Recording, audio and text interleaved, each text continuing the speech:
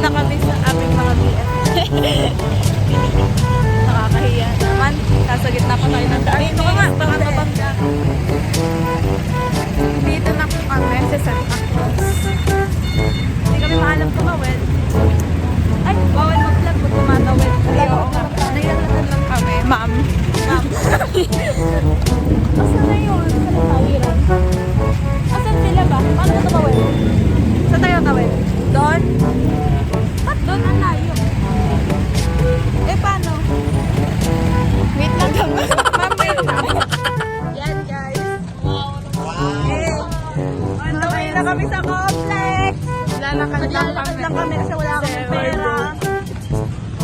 Ayan. Tignan niyo yung magagandang tanawin. Bigyan niyo yung magagandang tanawin. Maraming kawan. Mamaya. Dahan-dahan lang sa gitna man ng daan. Mga saglit na inilikha, kakaibang tama nang sinag sa iyong kutis na kayo manggiyosan ba ako dinadala? Bawat ngiting biglang nabura, iyong naipinta.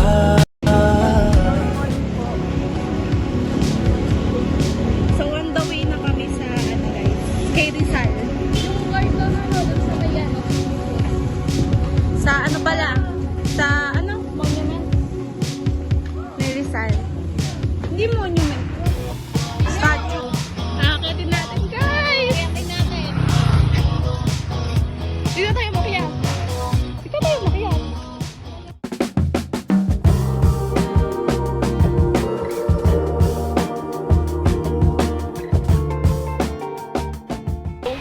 So makikita po natin dito sa swimming pool na to. So ang swimming pool na po ito is 50 meters long, while yung lalim naman po nito is umaabot po ng 6 feet. Habang dito naman po sa Malita Pool, ang haba po nito is 15 meters long, while 4 feet po ang lalim po nito. So actually isa rin po ang former swimmer na lumalangoy rin po dito back 2016 po. Asa likod tayo ni Rizal kaya yung likod niya lang yung kita.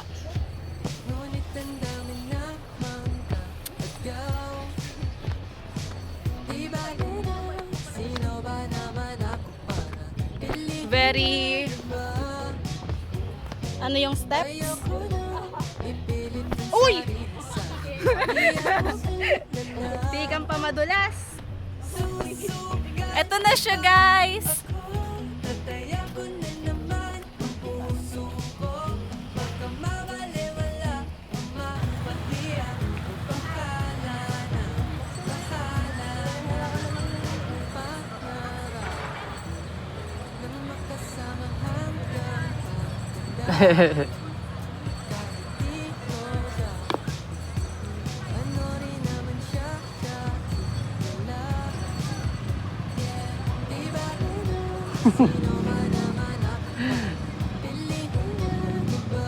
Ayan si Vice President, oh.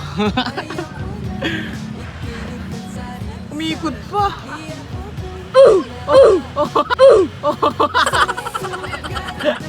Nagip ko yun.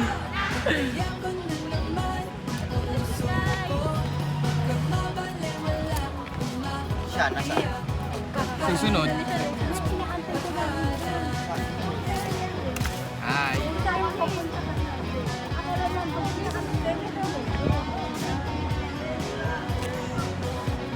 Game, kasi hindi na tayo pwede.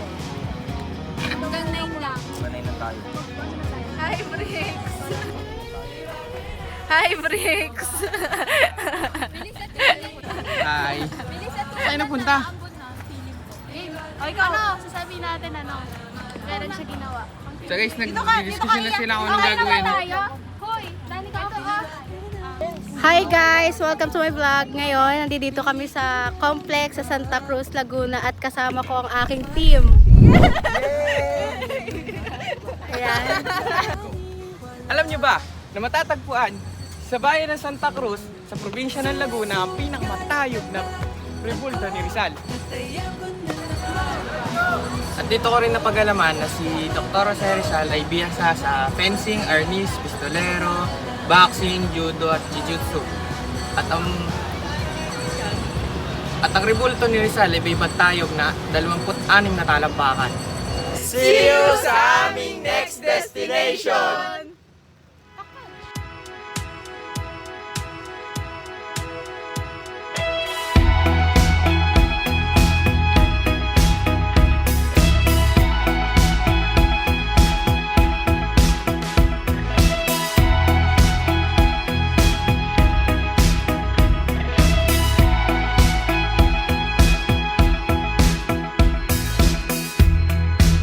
She had a face straight out of a magazine.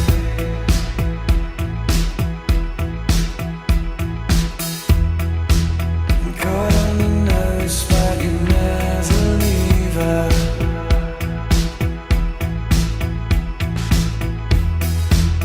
How about a clover is starting to chafe?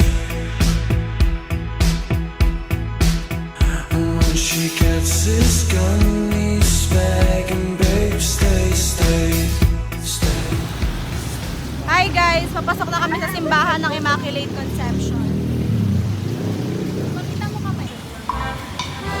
Yan guys, papasok na tayo.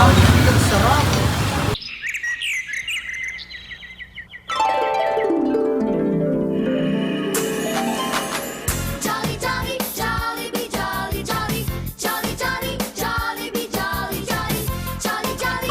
Kung makikita nyo guys, meron silang mga banderitas na kasi malapit na ang feast day ng Immaculate Conception sa December 8.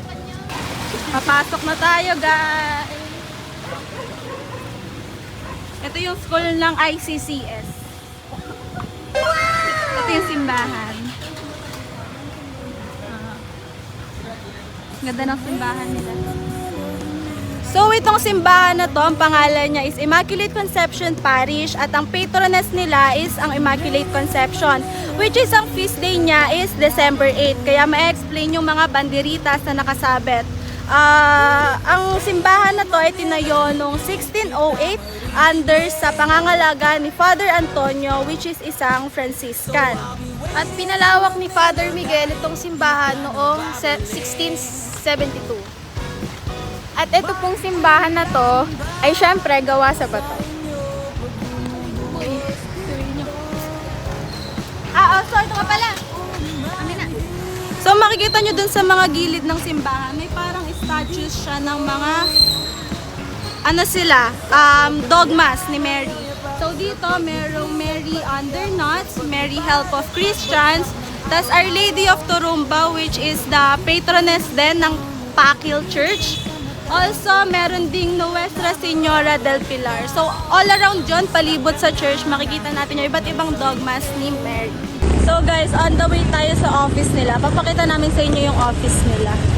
Doon sila kapag magpapamisa ka, ganon. Doon mo ipafile kapag may kasal, binyag, ayan. So, kita nyo yung mga nakasabit-sabit na yan. Yan yung design nila for the event sa December 8. Yung kanilang, kasi fiesta na nila.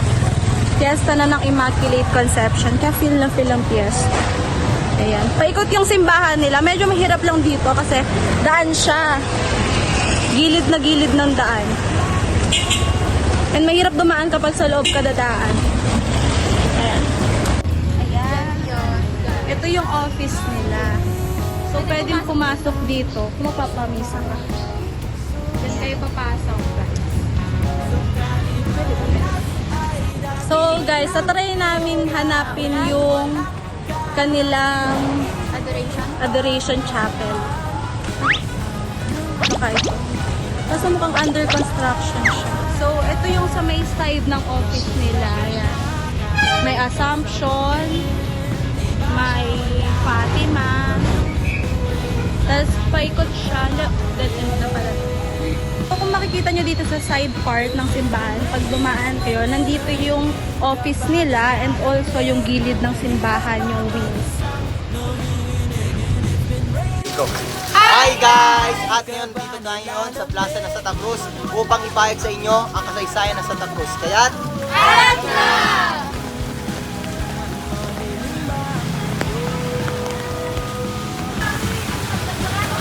sa aking likuran ang statwa ni Agueda Cahabagan. Si Agueda Cahabagan ay isinilang sa bayan ng Santa Cruz. Siya ay kinilala bilang isang revolusyonaryo at ay generala sa hukbo ng Republika ng Pilipinas.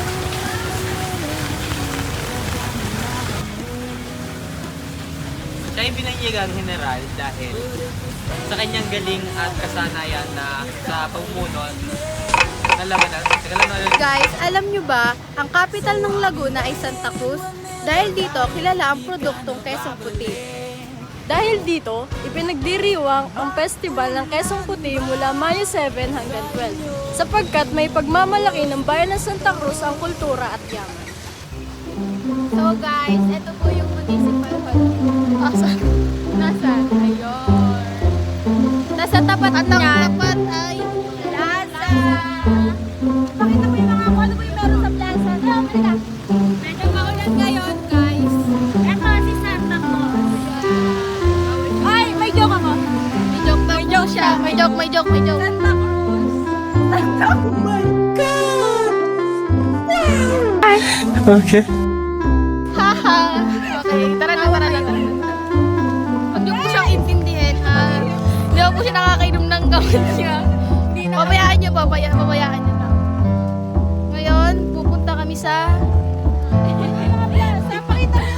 Pakita mo yung mga design. Ayan. Ayun, ituhan natin yung Santa Claus na naka-ring. Paggabi dito, maganda. Kasi nailaw yung Ay, may ganun mga... Ayun, ito pa. Ito, yun, oh. Ito muna. Yan, guys. Binabagyo na po dito. Opo, basang-basa na po kami, oh. Medyo lang naman. Medyo maulan. Pakita mo yung Christmas tree. Dito tayo sa baba. Magbaba po natin. Makikita natin. Ito. Yan, may jeep.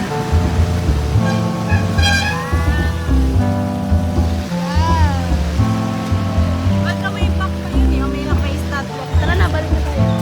Basa na po kami. Medyo lang. Medyo maulan lang. Hindi naman so. Hindi naman. Ito pa yung Okay lang. Pakita mo, 360 lang. 360. Sama yung pa. Hindi, yan. 360. Yan. Medyo umuulan.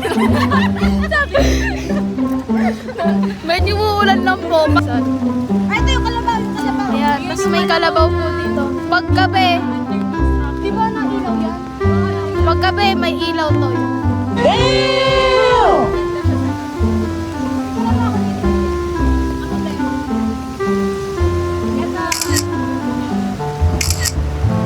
Ayan, kalabaw yan. Kalabawan, babalik na kami kasi medyo basa na kami. Bayan ng Santa Cruz, simbolo ng isang kalabaw. Mapapatanong tayo bakit isang kalabaw. Tingin sa kaalaman ng lahat, ang Quezong Puti ay galing sa gatas ng kalabaw. Pati sa panaginip di man lang uminahon. Sa satlong ito, makikita natin ang simbolo ng labanan ng Santa Cruz Laguna noong World War II.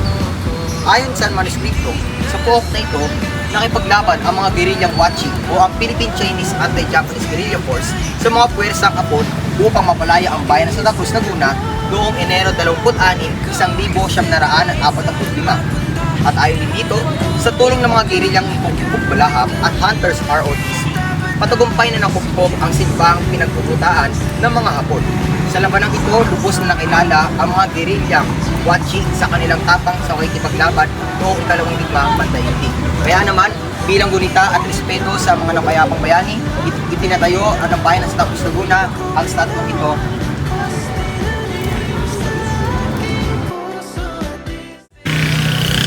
At matapos natin baybayin ang plaza ng Santa Cruz, ngayon naman ay papunta tayo sa Kapitolyo ng Santa Cruz. Kaya, Aral na!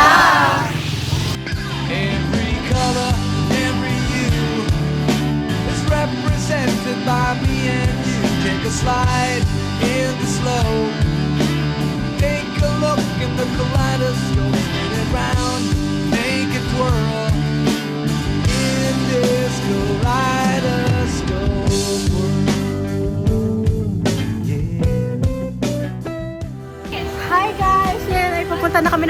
Kapitolyo.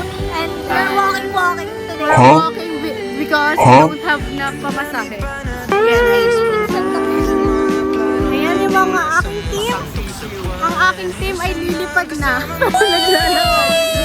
Hi guys! Nandito na kami sa Kapitolyo ng Santa Cruz. At andito ang gobernador ng Laguna.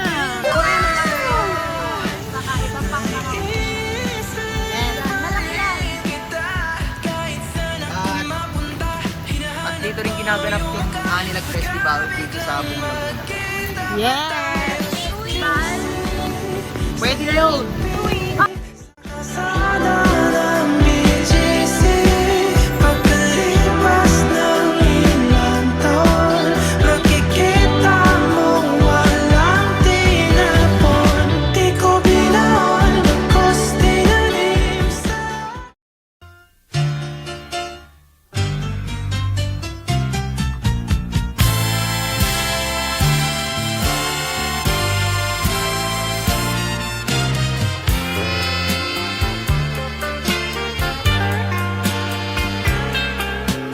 Panalangin ko sa habang buhay, makapiling ka, makasama ka, yan ang panalangin ko.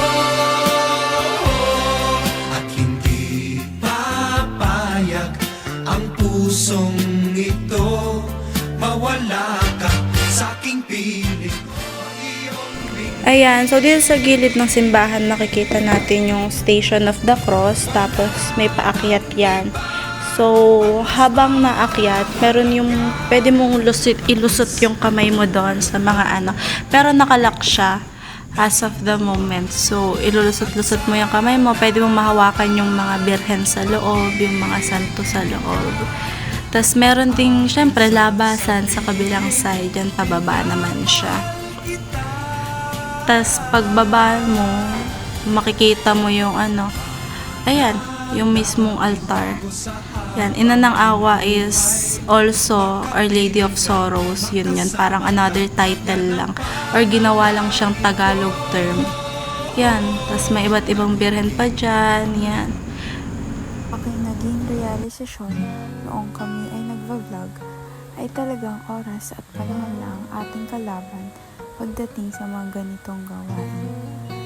Dahil ang panahon noong araw na yun ay di umugma sa aming kagustuhan.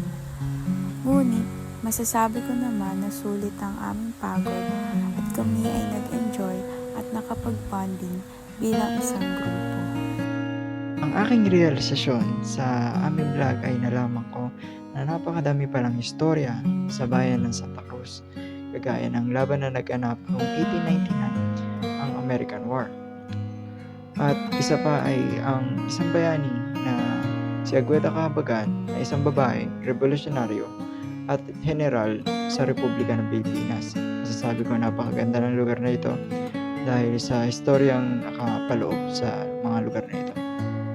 Realize ko habang kami nagta-travel ay lahat ng na-imagine mo na mangyayari habang ikay nagta-travel ay hindi lahat mangyayari. Meron talaga mga problema na hindi mo talaga na-expect. Tulad ng mga tanawin na hindi na-meet ng expectation mo. Bad weather. Yan po mga problema. Isa sa aking naging realisasyon ay hindi sa lahat ng oras at araw ay pabor sa atin ang panahon. Minsan sa hindi inaasahang pagkakataon ay magiging masama ang lagay nito, kagaya na lamang ng sa aming isinagawang paglalakbay. Hindi namin inaasahan na uulan, parang bagyo pa nga. At naging isa rin itong balakid para sa amin. Mahirap ang lumusong sa baha, maglakad habang umuulan at mag-vlog habang umuulan. Mahirap talaga. Ngunit, isa namang magandang dulot nito ay nagkaroon kami ng bonding ng aking mga kagrupo. Hindi ako mag-isang lumusob sa baha, mabasa sa ulan, ngunit madami kami. At sa kabila ng lahat ng yon, masaya at ligtas pa rin kaming nakauwi. Napagtanto ko na hindi sa lahat ng bagay ay madali tulad na naranasan namin habang nagbablog. na nahirapan kami dahil sa lakas ng ulan, pero kami ay nagpatuloy pa rin dahil alam namin magiging maganda ang kalalabasan nito at marami din kaming matututunan sa aming mga napupuntahang mga lugar. Napagtanto ko rin sa aming biyahe na sa bawat lugar na ating napupuntahan, laging may bagong karanasan at kaalaman ang maghihintay sa atin. Sa kultura man, tradisyon o kasaysayan. Lagi nating tatandaan ano ang pagsubok o problema ang humarang sa atin, handa nating itong labanan at lampasan. Aking realisasyon ay masaya ang pagiging vlogger. Dahil sa aming nagawang video, kami ay nag-enjoy.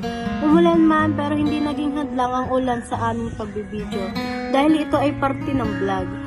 Napagtanto ko na hindi sa lahat ng pagkakataon ay papabor sa atin ng panahon. Pero hindi ito hadlang para ibahagi ang ating kaalaman. Ngunit sa lahat ng pagsubok na aming naranasan, isa lang ang aming naramdaman. At yun ay ang saya at galak dahil sa mga bago naming natutunan at naibahagi sa inyo. Muli, ito ang aming biyahe sa bayan ng Santa Cruz, Victoria, Laguna.